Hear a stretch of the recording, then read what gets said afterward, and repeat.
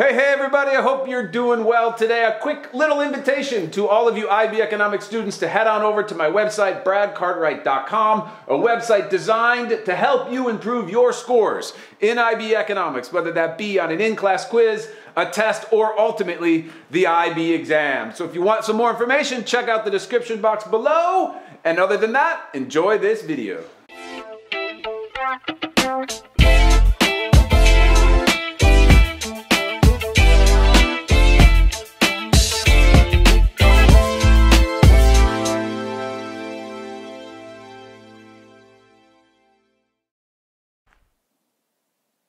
All right, cool. So let's dig into this diagram to figure out how exactly it's constructed. Now, the first question you must always ask when constructing any diagram in economics is, what's the story? Where does the story begin? If you know where the story begins, it is really, really helpful to you, okay? Well, I'm going to tell you, for the indirect tax diagram, the subsidy diagram, the price control diagram, the story starts in the beginning, and that is before the event. You see, the tax is going to be an event.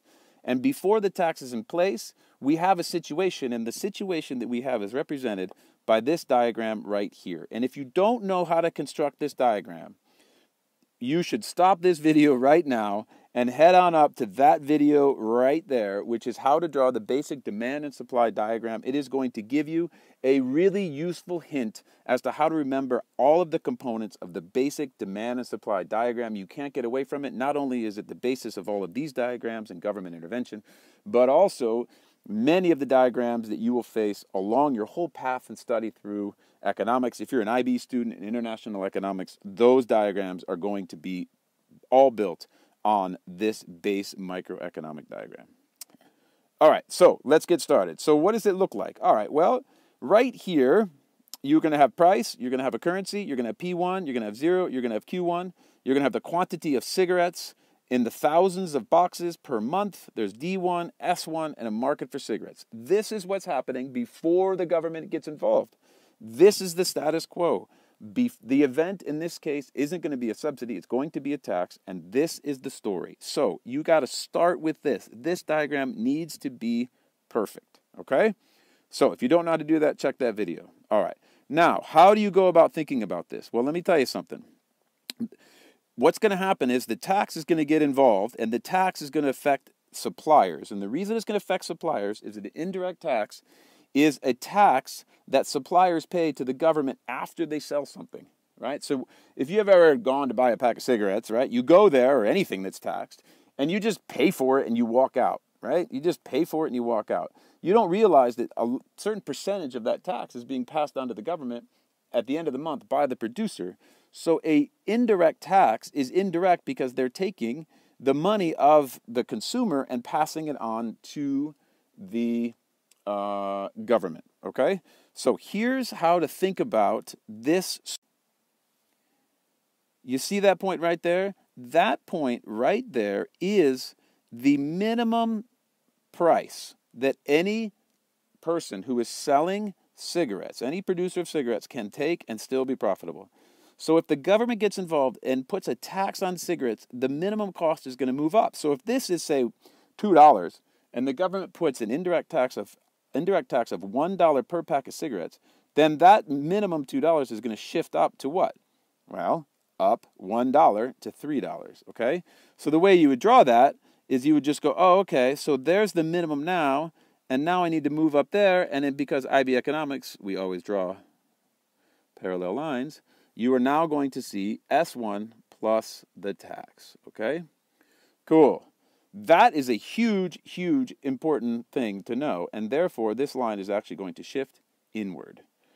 Okay, from that point, something new has happened. There was an event. What was the event? The event was a tax imposed on the market for cigarettes. Before the tax, everything was good and fine here at P1, Q1. But then after the tax, something dramatically changed, which is now we have a new price equilibrium of Q2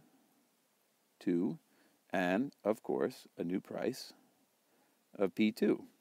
So now, all of a sudden, we have a situation where there is a tax imposed on the cigarette market, and as a result of that, the market is no longer functioning at P1, Q1, but is now functioning up here at P2, Q2, right?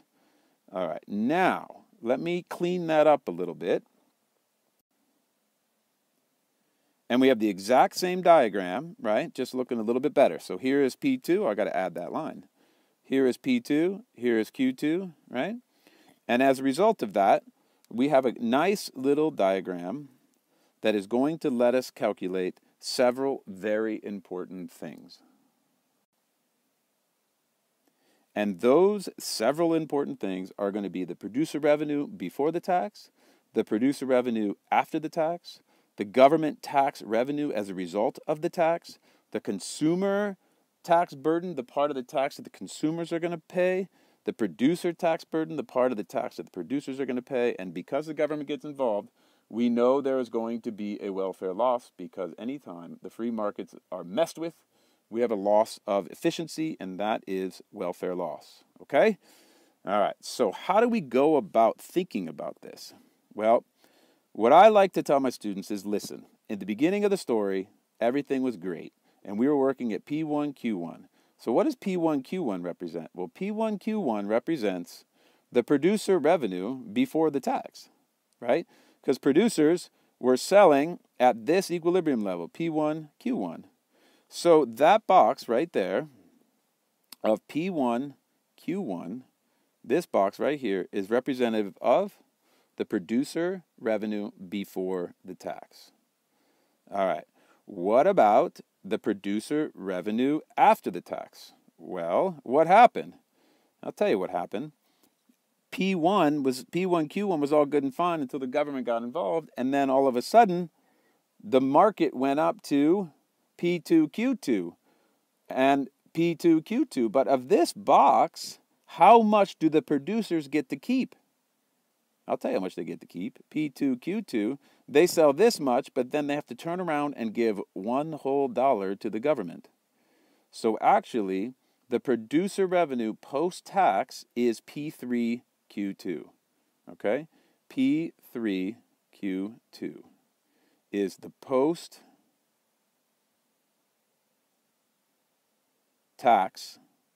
producer revenue. Okay? Makes sense? I think so. Well, what about the government? Well, the government imposed the tax on cigarettes at this level, P1, Q1. But the tax moved the price up there, so therefore the government is collecting, the government tax revenue, the area of this point X down here over to P3 up to P2. So the area of that box right here is equivalent to the government tax revenue after the tax. Okay, now moving on to the next thing. What about the consumer? What about the consumer tax burden? Well, how much of this tax are consumers actually going to have to pay? And here's where you can get really flipped around, but you just have to think about yourself going in to buy a pack of cigarettes. Last week you went in there and they cost P1. How much do they cost now? P2. Huh? That's right. So last month you paid P1, right? Or last week, or whenever you went in to buy cigarettes last. Up here, but as a result of the tax, all of a sudden you go to pay, and now you got to pay, instead of paying P1, you got to pay P2, right? So the amount of tax, or the amount of the price actually went up for the consumers is equal to the area of this square right here. P1, right there. That is the consumer tax burden, because they used to pay P1, right? And now, so consumers used to pay P1, but now they have to pay P2. So of the tax, remember, this is the whole tax that the government is collecting, right, inside the green square. This part, the consumers pay. All right? One left. What about the producers? Well, the producers last month used to get P1, but now they only get P3. So of that, because now the market is operating at P2, Q2, what part of that is actually coming out of their pocket? Well, what's coming out of their pocket is P1, this square right here, because they used to get P1 for a pack of cigarettes, but because of the tax, they have to pay a portion of that tax, so they're only getting P3. Okay, so the producer tax burden, or the burden that the producers have to pay. By the way, if you say economic terms backwards, oftentimes it's much more clear in your head. So what do I mean? I mean the tax burden for producers, the tax burden, or the burden of tax that the consumers have to pay, the burden of tax that the producers have to pay is equivalent to that area right there. Okay? All right, one thing left, and that is welfare loss. Well, welfare loss is representative of everything that results as a result of a government intervention, because P1Q1 was free markets operating very efficiently. But as a result of the tax, the market is now operating at P2 and Q2. So actually, as a result of the tax, this square, and it's not a square, this rectangle right here represents the welfare loss to society as a result of the inefficiencies put in the marketplace as a result of the government intervention. Okay, so now let's take a look at, that should make sense, okay? That should make sense. That's kind of, you got to build it a certain way, and that's why I love this How to Draw series. It's so important. You really have to know how to go through and draw all these diagrams. All right, now let's clean that up a little bit.